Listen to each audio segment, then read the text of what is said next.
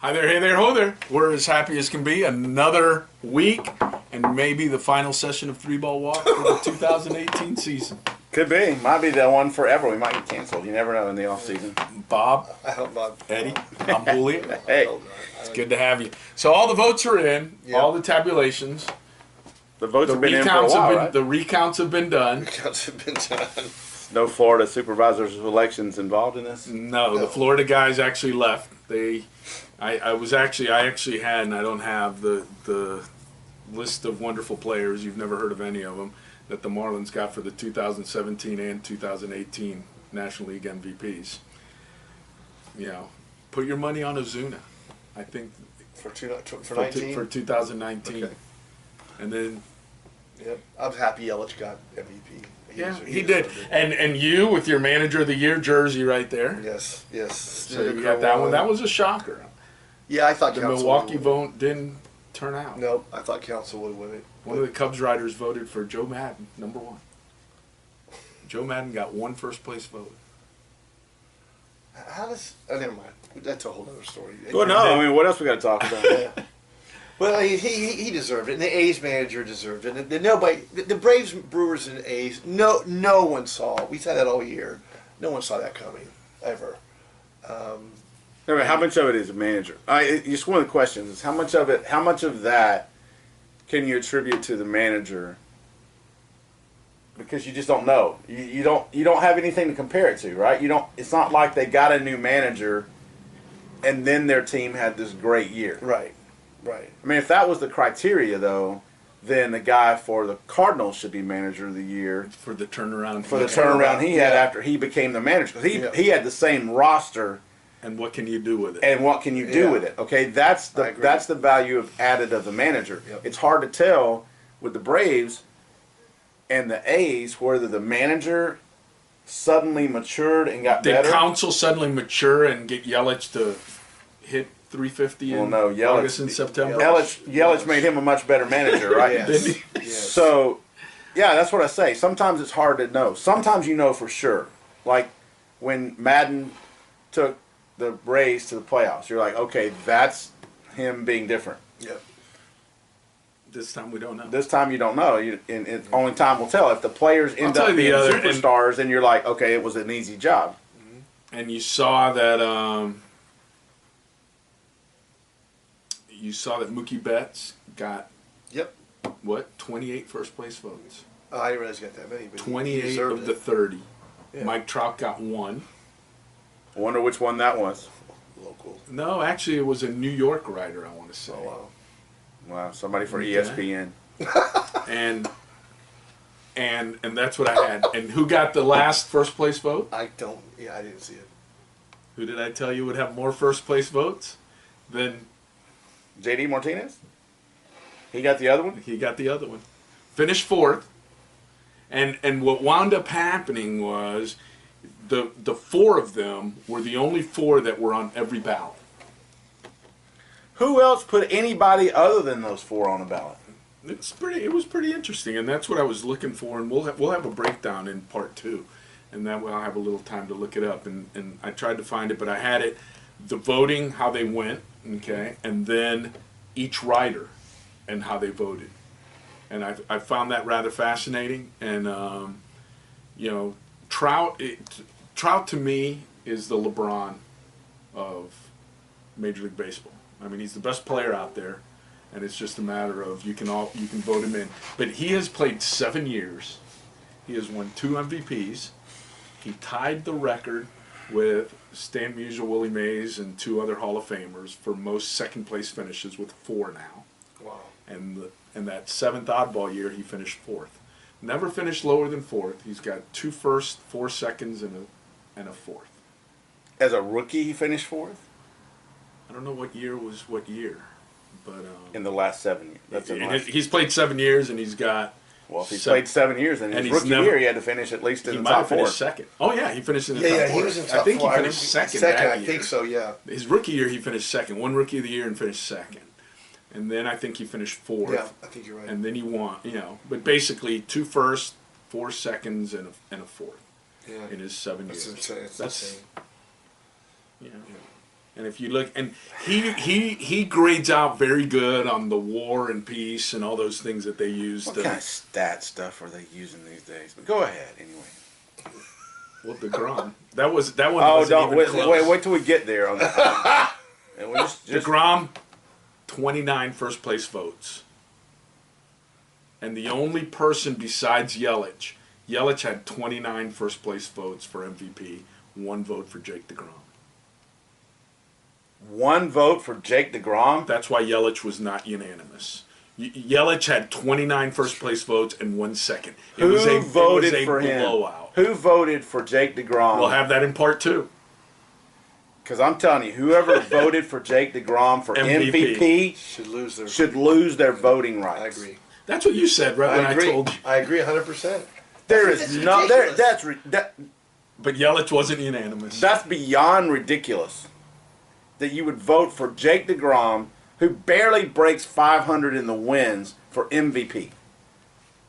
Now, if you want to go the Cy Young thing, you can argue that one as the second best statistical year ever. But still, MVP? MVP. He's not even the MVP on his own team. I agree. His team doesn't have an MVP. They don't have an MVP. They were horrible. But he's not the MVP on that team. No. Come on, man. Who made? We got to find out who that voter was, because I would like to just text him and say, what were you thinking? When did they vote these things? When were the votes? They're due. The season ends on a Sunday, and they're due Monday before. Well, no, because those 2 Monday games were actually Regular season games, so they would have been due Tuesday, but they were due right before the playoffs start. Okay, so not like way earlier in the season. Because somebody had posted something about the votes were due an All-Star break, and I'm like, that's not right. No. The season ends. Yeah, that's what I thought. Like the day after the season ends. Just checking to make sure I hadn't lost my mind. Yeah. Like the writer who voted for DeGrom. For DeGrom. That dude lost his mind. That's or insane. Dudette, whichever way it is. Right. I don't know. What was funny is the writers. I was looking at who they work. I mean, so many work for The Athletic and for ESPN, as you said. Usually it was you got 2 from the Miami Herald, you got 2 from the Sun Sentinel, you got 2 from the Palm Beach Post. You know, you got 1 from Florida Today, which was that Melbourne paper that used to cover and that was your beat writers. Oh, and the AP guy, that's there every game. Yeah. And those are your beat guys, and you know, and now it's like 18 different websites, and you know the world. Hey, how about media giving has one of changed. us one? Yeah, give us. We What team do we cover? All of them. All of them. Why do you got to be a beat writer? No, ESPN guy doesn't have a beat writer on every team. No, they have Buster Olney. No, they do actually. No way. There's the ESPN.com has Oh, one guy that ESPN.com. writes on every team, writes their team story and their game report every single day. Okay. You go on there and see what the Cubs did yesterday on ESPN. It's going to be an ESPN writer that covers them. Well, I thought the awards were all okay, except for DeGrom, and I refuse to acknowledge DeGrom as the Cy Young winner. And Bob and I were talking yesterday. I'm with you. Ohtani over the 2 Yankee guys. Yes, I think so. And we didn't come up with Ohtani. No, I don't know why we didn't do that, but I understand why. I mean, he's the only guy other than Babe Ruth. He threw for 50 innings and hit 20 home runs or whatever it was, or 30 home runs or whatever that was in a season. So since 1919 it's never been done before. That's pretty impressive for a rookie. I don't think if you've played 27 years in the Japanese baseball league, you should come across as a rookie. You should come across at 27 years. You should come across as an old man. You're a vet, right? You're a veteran. You're a veteran, right? It's not like it's his first year in major professional baseball. See, but that's where I used to think the same thing. Like when your Ichiro's win MVP and your Hideo Nomos and. Well, I'm okay with MVP, but rookie of the year. win rookie of the year and everything. But in the National League, what's the name of the award? This is Jackie Robinson. Okay, and what did Jackie Robinson do when he won Rookie of the Year? He played the Negro. He had already played 4 years professionally as well when he came over. So if they're going to name the award after Jackie Robinson, you got to let someone come from another professional league and I guess. You know, and the thinking is, and I've actually talked to some people, is that the Japanese leagues, the Negro leagues, and whatever, compared to the major leagues, there is only one major league, and that's why they play the World Series, and everything else is relatively a minor league Except for the Japanese All-Star team just beat in the the MLB series. teams. They beat well, they're at the end of their season, and I don't know how that works, and you know, but baseball is, hey, who won the World Series this year? The Red Sox. Oh yeah, I think the Red Sox Boston, won. Yeah, They lost 50 some odd games this year, didn't they? They were amazing. Yeah, but they didn't lose the series. No, they didn't, but In they the lost postseason. 50. What I'm saying Only is one that team great doesn't team- lose the series. No, but great teams lose games and lose a lot of them. Yeah. Yeah, well, and plus, I'm sure they're not quite as. Again, it's kind of like a division, a lesser conference in football playing Alabama. Alabama's going to go ho hum, and that lesser team's going to go. This is our Super Bowl, so let's play hard. I get it, but I don't know. I talked to someone. Well, we talked about that the other Research. day. I did. Three ball walk research. Three ball walk research. Last week, I talked to somebody who's a scout, and talking about specifically about Otani, and they were very.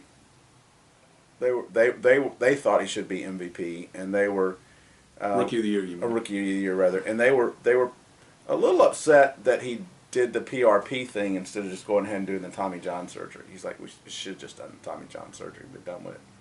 But he doesn't think he's going to pitch again.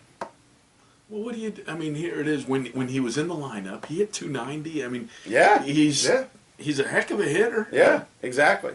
And so, And for some reason, when he was pitching, they would like sit him the day before. I mean, he didn't. If you Yeah. count how many games, he only played in 104 games or and he something. hit 20 home runs. Or I'll 20 give you plus. the one stat that Wonderful. that really came out, and while we're talking about discrepancies and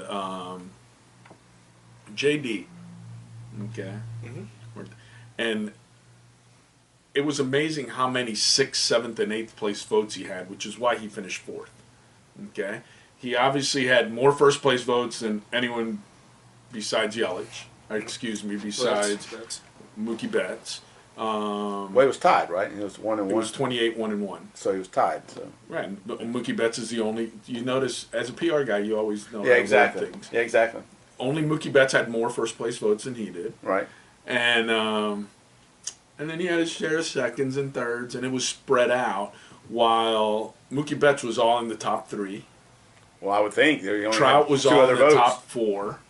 You know, Jose Ramirez was all in the top 4 or 5, and then he just spread out, and those votes that didn't count for so many points, and then, you know, and I think what it came down to was, according to the article, was the DH thing, and yet, and this is the fascinating part, That's a position in that league. he played 104 games in the outfield. Really? He only split time. He had more at bats as an outfielder, more plate appearances as an outfielder as he did than a DH. Wow. And he hit 408 as an outfielder on the plate appearances as an outfielder. So you know what that says to me? That a lot of those people that had votes didn't know that. They don't know what know they're doing. They didn't research that. Once again. Well, people vote and they don't know. I wouldn't have known that. It's like that guy. Of course, I don't have a Oh, vote. prison. vote, right. It's like the guy in prison that got elected to the state house in Texas, and the dead brothel owner that got elected to the state house in Nevada. That works really well for Nevada, doesn't it? You know, the guy's dead, and they voted him in. He's not going to be able to serve You got to know what you're doing. You got to study the ballot. the ballots The and ballot. see where those people are. Yeah, and that to me is part of the problem with these awards that are like that. It's like, dude, did you even look? Did you even take the time? If you have the vote, shouldn't you put in the time to actually have an educated vote? Right. Exactly. I mean, we can have an opinion about it and not have to research it all because we don't get to vote. But that's a stat right there. Well, and here's the thing: you that find says- out early August. Hey, this is who you got. Because those guys sit there and they'll talk. You got Cy Young, hey, and they'll sit there and they'll talk. But it's the beat guys. And now, according to this, a lot of those guys, and I know because you like him so much and watch him. Dan Levitard, for example, probably writing for the Miami Herald after working there, and the Herald covers. He fills out his paperwork, and he's a BBWAA writer. Okay, you have to work like 10 years or whatever for the newspaper and cover and whatnot. And well, he shows up to 2 games a month. He's a columnist. He doesn't cover the team, but so he doesn't get that interaction with the other guys on who you're going to vote for and what do you think and da-da-da and whatever, because it's usually a pool. But now you got so many outside votes coming in, and the same thing with managers voting for the Gold Glove guys. Managers have no idea. And that's why I remember when Rafael Palmeiro got a Gold Glove for playing first base, even though he played 4 games at first base and DH the whole year. And he got a Gold Glove. Well, he made 0 errors in those 4 games.